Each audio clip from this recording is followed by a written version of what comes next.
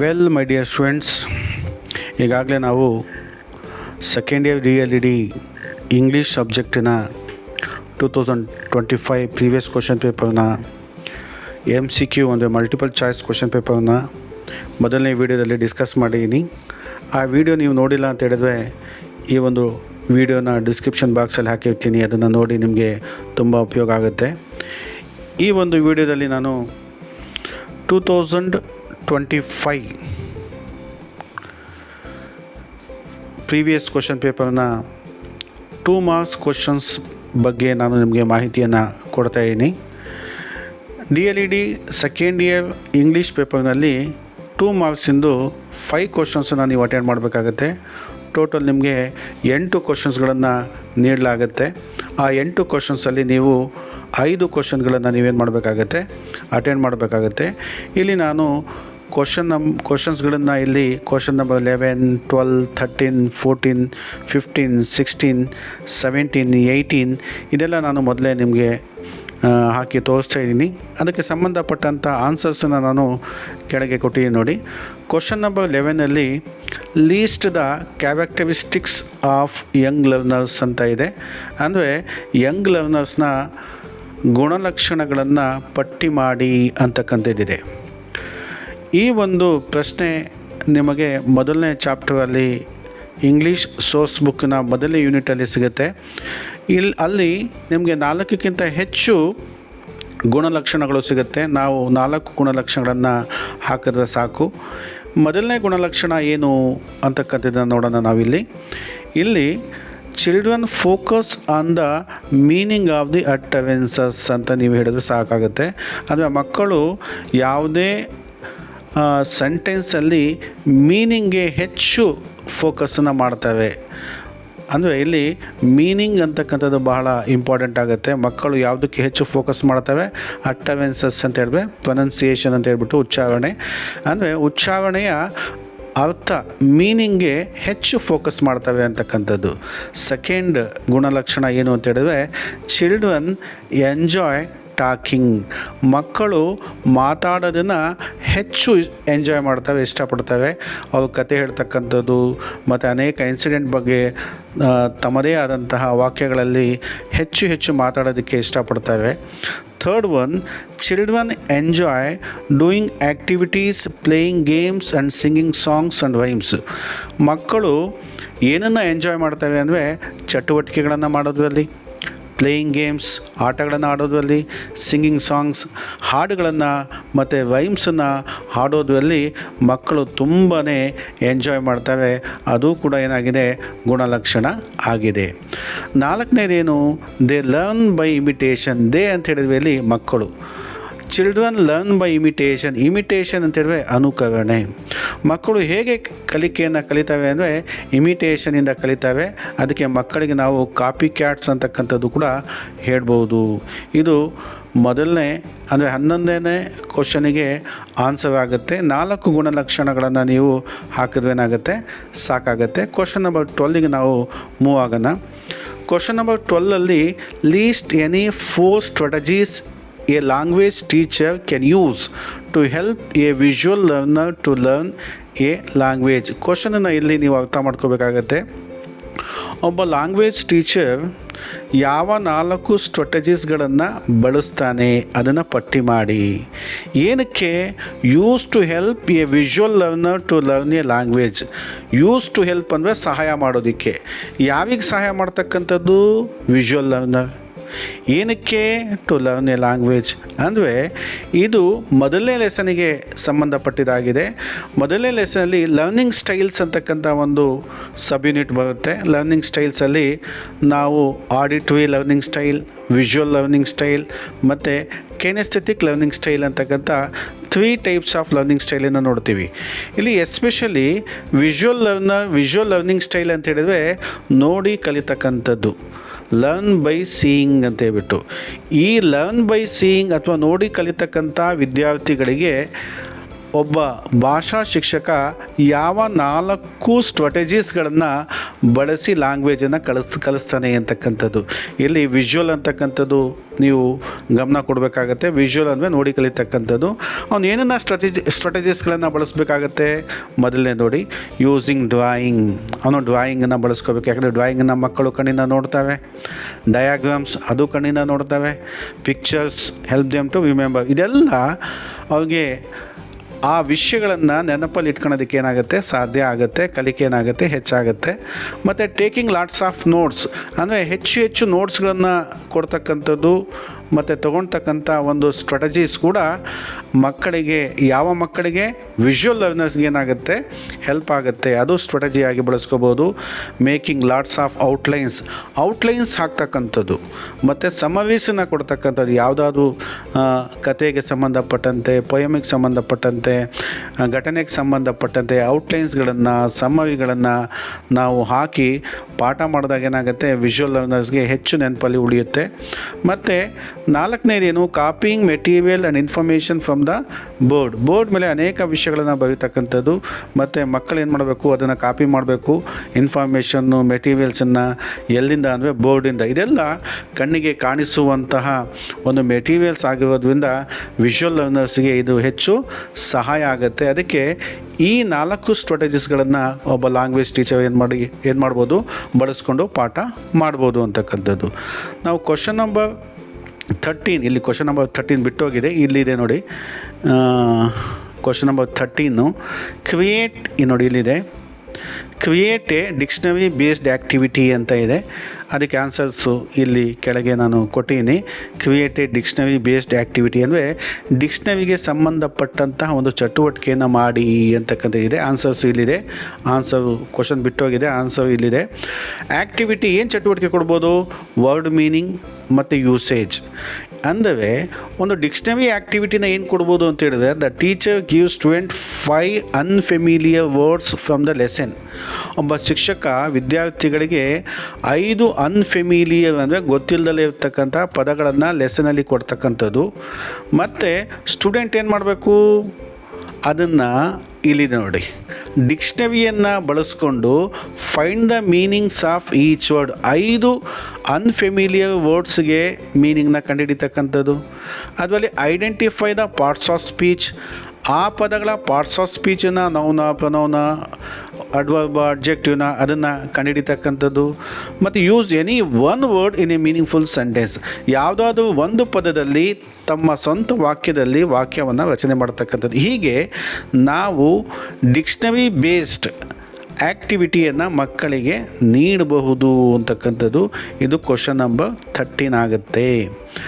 ಅಲ್ಲ, question number 14ನಲ್ಲಿ why is the big book so important in primary classroom. ಈ ಒಂದು ಪ್ರಶ್ನೆ ಏನಿದೆ 4ನೇ ಲೆಸನಿಗೆ ಸಂಬಂಧಪಟ್ಟಿದ್ದಾಗಿದೆ. ಬಿಗ್ ಬುಕ್ಕು ಅಂತಕ್ಕಂಥದ್ದು ಇದು ಮೆಟೀರಿಯಲ್ಸ್ ಅಂದರೆ ಟೀಚಿಂಗ್ ಲರ್ನಿಂಗ್ ಮೆಟೀರಿಯಲ್ಸ್ ಬಗ್ಗೆ, ರಿಸೋರ್ಸಸ್ ಬಗ್ಗೆ 4ನೇ ಲೆಸನ್ಸಲ್ಲಿ ನಮ್ಮ ಸೋರ್ಸ್ ಬುಕ್ಕಲ್ಲಿ, ಇಂಗ್ಲೀಷ್ ಸೋರ್ಸ್ ಬುಕ್ಕಲ್ಲಿ ಇದು ಇದೆ, ಬಿಗ್ ಬುಕ್ ಅಂತಲೇ ಇದೆ. ಅಂದರೆ ಪ್ರೈಮರಿ ಕ್ಲಾಸ್ ರೂಮ್ ಮಕ್ಕಳಿಗೆ ಬಿಗ್ ಬುಕ್ ಅಂತಕ್ಕಂಥದ್ದು ಯಾಕೆ ಇಂಪಾರ್ಟೆಂಟು ಅಂತಕ್ಕಂಥದ್ದು. ಬಿಗ್ ಬುಕ್ಕು ಮಕ್ಕಳೇ ಮಾಡುವಂತಹ ಒಂದು ಬುಕ್ ಆಗಿರುತ್ತೆ. ಪ್ರತಿಯೊಂದು ಪೇಜನ್ನು ಕೂಡ ಏನು ಮಾಡಬೇಕಾಗತ್ತೆ, ಮಕ್ಕಳೇ ಮಾಡಬೇಕಾಗತ್ತೆ. ಅದು ಯಾಕೆ ಪ್ರೈಮರಿ ಮಕ್ಕಳಿಗೆ ಬಹಳ ಇಂಪಾರ್ಟೆಂಟು ಅಂತ ಹೇಳಿದ್ರೆ, the big book is a important in the primary classroom. The same sentence ನೀವು ಕೆಳಗೆ ತೊಗೋಬೋದು. Big book is important in primary classroom because ಅಂದರೆ ಯಾಕೆಂದರೆ ಇಟ್ಸ್ ಲಾರ್ಜ್ ಪ್ರಿಂಟ್. ಇದರ ಪ್ರಿಂಟ್ ಏನಿರುತ್ತೆ ದೊಡ್ಡದಿರುತ್ತೆ. ಪ್ರಿಂಟ್ ಆಗಿರ್ಬೋದು ಅಥವಾ ಕೈಯಲ್ಲಿ ಬರೆದಿರ್ಬೋದು, ಅದು ದೊಡ್ಡದಾಗಿರ್ತಕ್ಕಂಥ ಪ್ರಿಂಟ್ ಇರುತ್ತೆ. ಪಿಕ್ಚರ್ಸು ಕೂಡ ದೊಡ್ಡದಾಗಿರುತ್ತೆ. Help all children read together easily. ಎಲ್ಲ ಮಕ್ಕಳು ಒಟ್ಟಾಗಿ ಕಲಿಯೋದಕ್ಕೆ, ಓದೋದಕ್ಕೆ ಈಸಿ ಆಗುತ್ತೆ. ಯಾಕೆಂದರೆ ಅದರ ಲೆಟರ್ ಸೈಜ್ ಏನಿರುತ್ತೆ ದೊಡ್ಡದಿರುತ್ತೆ, ಮತ್ತು ಪಿಕ್ಚರ್ ಸೈಜ್ ಏನಿರುತ್ತೆ ದೊಡ್ಡದಿರುತ್ತೆ. ಬಿಗ್ ಅಂದರೆ ಪ್ರಿಂಟು ದೊಡ್ಡದಿರುತ್ತೆ, ಲೆಟರ್ಸ್ ಪ್ರಿಂಟು ದೊಡ್ಡದಿರುತ್ತೆ, ಪಿಕ್ಚರ್ಸು ದೊಡ್ಡದಿರುತ್ತೆ. ಅದಕ್ಕೆ ಎಲ್ಲ ಮಕ್ಕಳಿಗೆ ಒಟ್ಟಾಗಿ ಓದೋದಕ್ಕೆ ಸಹಾಯ ಆಗುತ್ತೆ, ಸುಲಭ ಆಗುತ್ತೆ ಅಂತಕ್ಕಂಥದ್ದು ಅದು ಮೊದಲನೇ ಒಂದು ರೀಸನ್ ಆಗುತ್ತೆ. ಸೆಕೆಂಡ್ ಏನು, ಇಟ್ ಪ್ರಮೋಟ್ಸ್ ಶೇರ್ಡ್ ರೀಡಿಂಗ್. ಅಂದರೆ ಇದು ಏನು ಮಾಡ್ಬೋದು ಅಂತ ಹೇಳಿದ್ರೆ ಹಂಚಿಕೊಂಡು ಓದ್ಬೋದು ಅಂತೇಳ್ಬಿಟ್ಟು ಪ್ರತಿಯೊಬ್ಬ ಸ್ಟೂಡೆಂಟ್ ಇಲ್ಲಿ ಒಂದೊಂದು ಪೇಜ್ ಮಾಡಬೇಕಾಗತ್ತೆ. ಆ ಪೇಜನ್ನು ಎಲ್ಲ ಸೇರಿಸಿ ಬಿಗ್ ಬುಕ್ ಮಾಡ್ತಕ್ಕಂಥದ್ದು ಇದು 4ನೇ ಲೆಸನಲ್ಲಿ ಇದೆ. ಅದರ ಬಗ್ಗೆ ಸಂಪೂರ್ಣವಾಗಿ ನೀವು ಅಲ್ಲಿ ನೋಡ್ಬೋದು. It promotes shared reading, improves word recognition. ಅಂದರೆ ಇದು ಓದೋದನ್ನು ಹಂಚಿ ಓದ್ಬೋದು ಮತ್ತು ವರ್ಡ್ ರೆಕಗ್ನಿಷನ್ ಅಂದರೆ ಪದಗಳನ್ನು ಐಡೆಂಟಿಫೈ ಮಾಡ್ತಕ್ಕಂಥದ್ದು, ಗುರುತಿಸ್ತಕ್ಕಂಥದ್ದು ಸುಲಭ ಆಗುತ್ತೆ. ಮತ್ತು develops early listening and speaking skills in an interesting way. ಇದು ಲಿಸನಿಂಗ್ ಸ್ಕಿಲ್ಲನ್ನು ಮತ್ತು ಸ್ಪೀಕಿಂಗ್ ಸ್ಕಿಲ್ಲನ್ನು ಬಹಳ ಆಸಕ್ತಿದಾಯಕವಾಗಿ ಏನು ಮಾಡುತ್ತೆ, ಬೆಳೆಸುತ್ತೆ ಅಂತಕ್ಕಂಥದ್ದಿದೆ. ಇಷ್ಟು ನೀವು ಈ ಒಂದು ಕ್ವಶನ್ಗೆ ಸಂಬಂಧಪಟ್ಟಂತೆ ಆನ್ಸರನ್ನು ಕೊಟ್ಟರೆ ನಿಮಗೆ ಎಷ್ಟು ಮಾರ್ಕ್ಸ್ ಸಿಗುತ್ತೆ? 2 ಮಾರ್ಕ್ಸ್ ಇದಕ್ಕೂ ನಿಮಗೆ ಸಿಗುತ್ತೆ. ಅದೇ ಥರ ನಾವು ಕ್ವಶನ್ ನಂಬರ್ 15ಗೆ ಮೂವ್ ಆಗೋಣ. What are the process involved in writing? ನೋಡಿ, ಒಂದು ರೈಟಿಂಗ್ ಅಂದರೆ ನಿಮ್ಗೆ ಗೊತ್ತು, ಬರವಣಿಗೆ. ಅದರಲ್ಲಿ ಯಾವ ಪ್ರೋಸೆಸ್ ಏನಿದೆ ಇನ್ವಾಲ್ವ್ ಆಗಿದೆ, ರೈಟಿಂಗ್ ಆಗಬೇಕು ಅಂದರೆ ಏನು ಪ್ರೋಸೆಸ್ ಇನ್ವಾಲ್ವ್ ಆಗಿದೆ ಅಂತಕ್ಕಂಥದ್ದು ಕ್ವಶನ್ನು ಇಲ್ಲಿ ನೋಡಿ. ಫಸ್ಟ್ ಒನ್ ಪ್ರೀ ರೈಟಿಂಗ್ ಅಂತಕ್ಕಂಥದ್ದು ಅಂದರೆ ರೈಟಿಂಗಿಂತ ಮುಂಚೆ ಏನು ಮಾಡ್ಬೇಕು ನಾವು? ಪ್ಲಾನಿಂಗ್ ಮಾಡಬೇಕಾಗತ್ತೆ. ಆಮೇಲೆ ಜನರೇಟಿಂಗ್ ಐಡಿಯಾಸ್ ಅಂದರೆ ಯೋಜನೆಯನ್ನು ಮಾಡಬೇಕು ಮತ್ತು ವಿಷಯಗಳನ್ನು ಮತ್ತು ಐಡಿಯಾಸನ್ನು ಏನು ಮಾಡಬೇಕಾಗತ್ತೆ, ನಾವು ಕಲೆಕ್ಟ್ ಮಾಡಬೇಕಾಗತ್ತೆ, ಸಂಗ್ರಹ ಮಾಡಬೇಕಾಗತ್ತೆ. ಮೊದಲನೇ ಸ್ಟೇಜ್ ಏನು? ಪ್ರೀ ರೈಟಿಂಗ್ ಆಗುತ್ತೆ. ಪ್ಲಾನಿಂಗ್ ಮಾಡಬೇಕು, ಜನರೇಟಿಂಗ್ ಐಡಿಯಾಸ್ ಮಾಡಬೇಕು. ನೆಕ್ಸ್ಟು ಡ್ರಾಫ್ಟಿಂಗ್ ಮಾಡಬೇಕಾಗತ್ತೆ. ಡ್ರಾಫ್ಟಿಂಗ್ ಅಂದರೆ ರೈಟಿಂಗ್ ದ ಫಸ್ಟ್ ಡ್ರಾಫ್ಟ್, ಮೊದಲನೇ ಡ್ರಾಫ್ಟನ್ನು ನಾವು ತಯಾರು ಮಾಡಬೇಕಾಗತ್ತೆ. ಆಮೇಲೆ ರಿವೈಸಿಂಗ್, ಥರ್ಡ್ ಪಾಯಿಂಟು ರಿವೈಸಿಂಗ್ ಅಂದರೆ improving content and organisation. Revise ಮಾಡಬೇಕಾದ್ರೆ ನಮ್ಮ ಕಂಟೆಂಟನ್ನು ನಾವೇನು ಮಾಡಬೇಕಾಗತ್ತೆ, ಇಂಪ್ರೂವ್ಮೆಂಟ್ ಮಾಡ್ತಕ್ಕಂಥದ್ದು ಮತ್ತು ಆರ್ಗನೈಸೇಷನ್, ವ್ಯವಸ್ಥಿತವಾಗಿ ಅದನ್ನು ಜೋಡಿಸ್ತಕ್ಕಂಥದ್ದು. 4ನೇ ಹಂತ ಯಾವುದು ಅಂತ ಹೇಳಿದ್ರೆ ಎಡಿಟಿಂಗ್ ಅಂದರೆ ಕರೆಕ್ಟಿಂಗ್ ಗ್ರಾಮರ್ ಅಥವಾ ವ್ಯಾಕರಣದಲ್ಲಿ ಏನಾದರೂ ತಪ್ಪಿದರೆ ಅದನ್ನು ನಾವು ಸರಿಪಡಿಸ್ತಕ್ಕಂಥದ್ದು. ಸ್ಪೆಲ್ಲಿಂಗಲ್ಲಿ ತಪ್ಪಿದರೆ ಸರಿಪಡಿಸ್ತಕ್ಕಂಥದ್ದು. ಪಂಕ್ಚುಯೇಷನ್ ಚಿಹ್ನೆಗಳು, ಅದರಲ್ಲಿ ಏನಾದರೂ ಕ್ವಶನ್ ಮಾರ್ಕು ಮತ್ತು ಎಕ್ಸ್ಕ್ಲಮೇಟರಿ ಮಾರ್ಕು, ಫುಲ್ ಸ್ಟಾಪು, ಇದೆಲ್ಲ ಪಂಕ್ಚುಯೇಷನ್ಗೆ ಸಂಬಂಧಪಟ್ಟಂತೆ ಏನಾದರೂ ತಪ್ಪಿದರೆ ಅದನ್ನು ಕೂಡ ಸರಿಪಡಿಸ್ತಕ್ಕಂಥದ್ದು. ಇಲ್ಲಿ ರೈಟಿಂಗ್ ಆಗಬೇಕು ಅಂತ ಹೇಳಿದ್ರೆ ಏನೆಲ್ಲ ಪ್ರೋಸೆಸ್ ಇದೆ ಅಂತ ಹೇಳಿದ್ರೆ, ಮೊದಲನೇದು ಪ್ರೀ ರೈಟಿಂಗ್ ಆಗುತ್ತೆ, ಡ್ರಾಫ್ಟಿಂಗ್ ಆಗುತ್ತೆ, ರಿವೈಸಿಂಗ್ ಆಗುತ್ತೆ, ಎಡಿಟಿಂಗ್ ಆಗುತ್ತೆ. ಇಷ್ಟು ನೀವು ಮಾಡಿದ್ರೆ ನಿಮಗೆ 2 ಮಾರ್ಕ್ಸ್ ಎಲ್ಲೂ ಕೂಡ ನಿಮಗೆ ಲಭ್ಯ ಆಗುತ್ತೆ. ಕ್ವಶನ್ ನಂಬರ್ 16ಗೆ ಹೋಗೋಣ ನಾವು. What is a checklist ಅಂತ ಇದೆ. ಇದು 5ನೇ ಲೆಸನ್, ಕೊನೆಯ ಲೆಸನ್, ನಮ್ಮ ಇಂಗ್ಲೀಷ್ ಸೋರ್ಸ್ ಬುಕ್ಕಿನ ಕೊನೆಯ ಒಂದು ಲೆಸನಲ್ಲಿ ಈ ಚೆಕ್ ಲಿಸ್ಟ್ ಬಗ್ಗೆ ನಾವು ನೋಡ್ತೀವಿ. ಚೆಕ್ ಲಿಸ್ಟ್ ಅಂದರೆ ಏನು? ಚೆಕ್ ಲಿಸ್ಟ್ ಅಂತ ಹೇಳಿದ್ರೆ it is a tool. Checklist ಏನು? ಟೂಲ್, ಅದು ಒಂದು ಸಾಧನ. ಯೂಸ್ಡ್, ಅದನ್ನು ಬಳಸ್ತೀವಿ. ಎಲ್ಲಿ ಬಳಸ್ತೀವಿ? ಇವ್ಯಾಲ್ಯುವೇಷನ್, ಮೌಲ್ಯಮಾಪನದಲ್ಲಿ ಬಳಸ್ತೀವಿ. A checklist is a tool, ಇದು ಒಂದು ಸಾಧನ. ಇದನ್ನು ನಾವು ಎಲ್ಲಿ ಬಳಸ್ತೀವಿ ಅಂತ ಹೇಳಿದ್ರೆ ಇವ್ಯಾಲ್ಯುವೇಷನ್, ಮೌಲ್ಯಮಾಪನದಲ್ಲಿ ಬಳಸ್ತೀವಿ. ಏನಕ್ಕೆ ಬಳಸ್ತೀವಿ? ಟು ಚೆಕ್ ಮಾಡೋದಕ್ಕೆ ಏನನ್ನು? ಸ್ಪೆಸಿಫಿಕ್ ಪಾಯಿಂಟ್ಸ್ ಅಥವಾ ಸ್ಕಿಲ್ಸನ್ನು ಇನ್ ಲರ್ನರ್ಸ್ ವರ್ಕ್ ಆರ್ ಪರ್ಫಾರ್ಮೆನ್ಸ್. ಒಬ್ಬ ವಿದ್ಯಾರ್ಥಿ ಏನೋ ಒಂದು ಚಟುವಟಿಕೆ ಮಾಡಿದ್ದಾನೆ, ಏನೋ ಒಂದು ಪರ್ಫಾರ್ಮೆನ್ಸ್ ಮಾಡಿದ್ದಾನೆ. ಆ ಪರ್ಫಾರ್ಮೆನ್ಸನ್ನು ಚೆಕ್ ಮಾಡೋದಕ್ಕೆ, ಆ ಒಂದು ವರ್ಕನ್ನು ಚೆಕ್ ಮಾಡೋದಕ್ಕೆ ಸ್ಪೆಸಿಫಿಕ್ ಆಗಿರ್ತಕ್ಕಂಥ ಪಾಯಿಂಟ್ಸನ್ನು, ಸ್ಕಿಲ್ಸನ್ನು ನಾವು ಚೆಕ್ ಮಾಡೋದಕ್ಕೆ ಬಳಸುವಂತಹ ಸಾಧನವನ್ನು ಏನಂತೀವಿ? ಚೆಕ್ ಲಿಸ್ಟ್ ಅಂತ ಹೇಳ್ತೀವಿ. ಇದೇನಕ್ಕೆ ಹೆಲ್ಪ್ ಮಾಡುತ್ತೆ? It helps teachers observe. ಇದು ಟೀಚರ್ಸು ಅಬ್ಸರ್ವ್ ಮಾಡೋದಕ್ಕೆ ಹೆಲ್ಪ್ ಮಾಡುತ್ತೆ, ರೆಕಾರ್ಡ್ ಮಾಡೋದಕ್ಕೂ ಹೆಲ್ಪ್ ಆಗುತ್ತೆ, ಆ್ಯಂಡ್ ಅಸೆಸ್, ಮೌಲ್ಯಾಂಕನ ಮಾಡೋದಕ್ಕೂ ಹೆಲ್ಪ್ ಆಗುತ್ತೆ. ವೆದರ್ ಸರ್ಟೆನ್ ಕ್ರೈಟೀರಿಯಾ ಆರ್ ಮೆಟ್ ಅಂದರೆ ಆ ವಿದ್ಯಾರ್ಥಿಗಳು ಕೆಲವೊಂದು ಅಂಶಗಳನ್ನು ಅವರು ತಲುಪಿದಾಗ ಇಲ್ಲ ಅಂದರೆ ನಾವೇನು ಕ್ರೈಟೀರಿಯಾಗಳನ್ನು ಸೆಟ್ ಮಾಡಿದ್ವಿ ಆ ಕ್ರೈಟೀರಿಯಾಗಳನ್ನು ತಲುಪಿದಾಗ ಇಲ್ಲ ಅಂತಕ್ಕಂಥ ಅಂಶವನ್ನು ಅಬ್ಸರ್ವ್ ಮಾಡ್ತಕ್ಕಂಥದ್ದು, ರೆಕಾರ್ಡ್ ಮಾಡ್ತಕ್ಕಂಥದ್ದು, ಅಸೆಸ್ ಮಾಡ್ತಕ್ಕಂಥದ್ದಕ್ಕೆ ಈ ಚೆಕ್ ಲಿಸ್ಟ್ ಏನಾಗುತ್ತೆ? ಸಹಾಯ ಆಗುತ್ತೆ. ಇಷ್ಟು ಬರೆದು ನಿಮ್ಗೆ ಎಷ್ಟು ಮಾರ್ಕ್ಸ್ ಸಿಗುತ್ತೆ? 2 ಮಾರ್ಕ್ಸ್ ಇಲ್ಲೂ ನಿಮಗೆ ಸಿಗುತ್ತೆ. ಕ್ವಶನ್ ನಂಬರ್ 17 ನೋಡಿ. Right any 4 sub skills of listening ಅಂತ ಇದೆ. ಇದು ಇದು ಲೆಸನ್ ನಂಬರ್ 2ನಲ್ಲಿದೆ. ಲೆಸನ್ ನಂಬರ್ 2ನಲ್ಲಿ ನಿಮಗೆ 20 ಮಾರ್ಕ್ಸು ಕ್ವಶನ್ಸು ಅಂದರೆ 20 ಮಾರ್ಕ್ಸ್ಗೆ ನಷ್ಟು ನಿಮಗೆ ಏನಾಗುತ್ತೆ ಕ್ವಶನ್ಗಳು ನಿಮಗೆ ಅದರಿಂದನೇ ಕೇಳ್ತಾನೆ. Right any 4 sub skills of listening. Sub skills of listening ಅಂತಕ್ಕಂಥದ್ದು, ಲಿಸನಿಂಗ್ ಅಂದರೆ ಆಲಿಸುವಿಕೆ ಅಂತಕ್ಕಂಥದ್ದು, ಸ್ಕಿಲ್ ಅಂತ ಹೇಳಿದ್ರೆ ಕೌಶಲಗಳು, ಉಪಕೌಶಲಗಳು ಅಂತ ಇದೆ. ಈ ಕೌಶಲಗಳು ತುಂಬ ಇದೆ, ಆದರೆ ಎಷ್ಟು ಕೆಡಿದಾವೆ ಇಲ್ಲಿ? 4 ಮಾತ್ರ ಕೆಡಿದಾವೆ. ಫಸ್ಟ್ ಒನ್ ಏನು?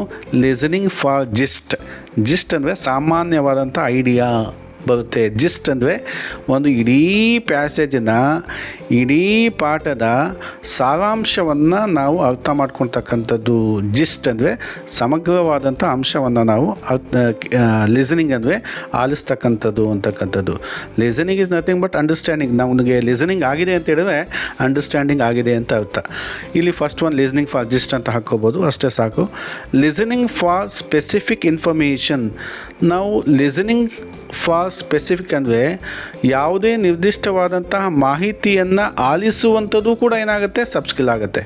ಮೊದಲನೇ ಸಬ್ ಸ್ಕಿಲ್ ಯಾವುದು? Listening for gist. ಸೆಕೆಂಡ್ ಯಾವುದು? Listening for specific information. Third one ಯಾವುದು ಅಂತ ಹೇಳಿದ್ರೆ ಲಿಸನಿಂಗ್ ಫಾರ್ ಡೀಟೇಲ್ ಆಗಿ ಕೇಳ್ತಕ್ಕಂಥದ್ದು ಏನಾಗುತ್ತೆ? ಸಬ್ ಸ್ಕಿಲ್ ಆಗುತ್ತೆ, listening for details.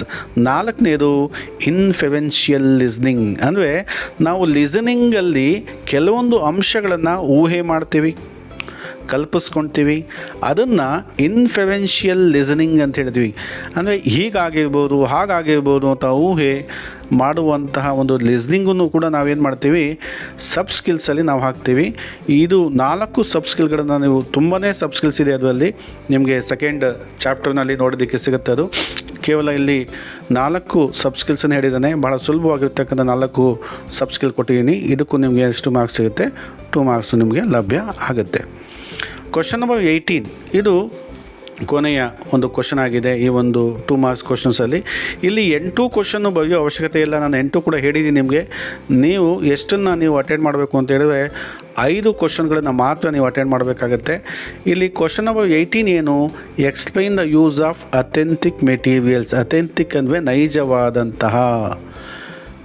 In teaching English teach ಮಾಡಬೇಕಾದ್ರೆ ನೈಜವಾದಂತಹ ಮೆಟೀರಿಯಲ್ಸನ್ನ ಬಳಕೆಯನ್ನು ಎಕ್ಸ್ಪ್ಲೈನ್ ಮಾಡಿ. ಅಥೆಂಟಿಕ್ ಮೆಟೀರಿಯಲ್ಸ್ನ ಬಳಕೆಯನ್ನು ನೀವೇನು ಮಾಡಿ? ಎಕ್ಸ್ಪ್ಲೈನ್ ಮಾಡಿ ಅಂತ ಇದೆ. ಮೊದಲು ನಾವೇನು ತಿಳ್ಕೊಬೇಕು ಅಂದರೆ ಅಥೆಂಟಿಕ್ ಮೆಟೀರಿಯಲ್ಸ್ ಯಾವುದು ಅಂತಕ್ಕಂಥ ತಿಳ್ಕೊಬೇಕಾಗತ್ತೆ. Authentic materials are real life materials. ಅದು ನಿಜ ಜೀವನದ ಸಾಮಗ್ರಿಗಳು. ಅದು ನ್ಯೂಸ್ ಪೇಪರ್ಸ್ ಆಗಿರ್ಬೋದು, ಅಡ್ವರ್ಟೈಸ್ಮೆಂಟು, ಮೆನ್ಯೂಸು ಮತ್ತು ವೀಡಿಯೋಸು.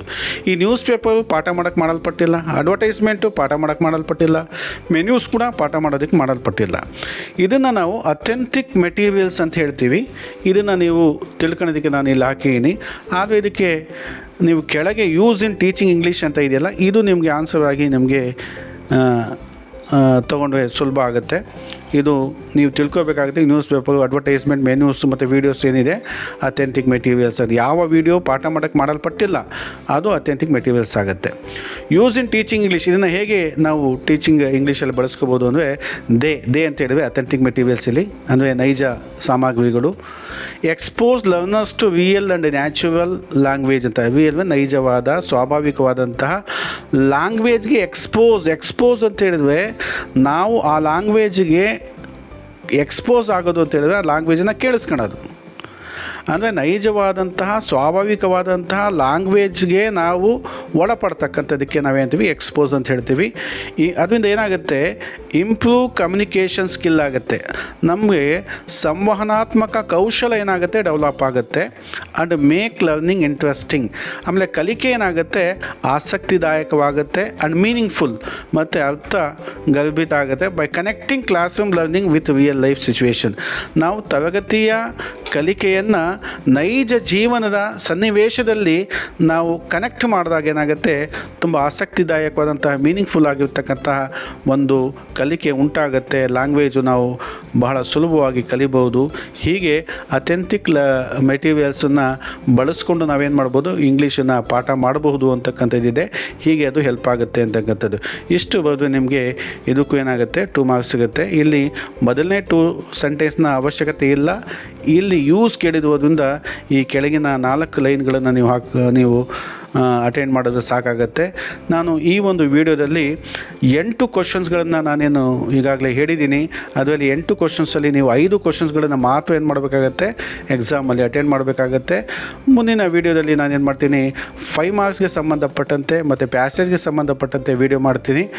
ನೀವು ಅದನ್ನು ನೋಡಿದಾಗ ನಿಮಗೇನಾಗುತ್ತೆ, ತುಂಬಾ ಸಹಾಯ ಆಗುತ್ತೆ, ಉಪಯುಕ್ತ ಆಗುತ್ತೆ. ಧನ್ಯವಾದಗಳು.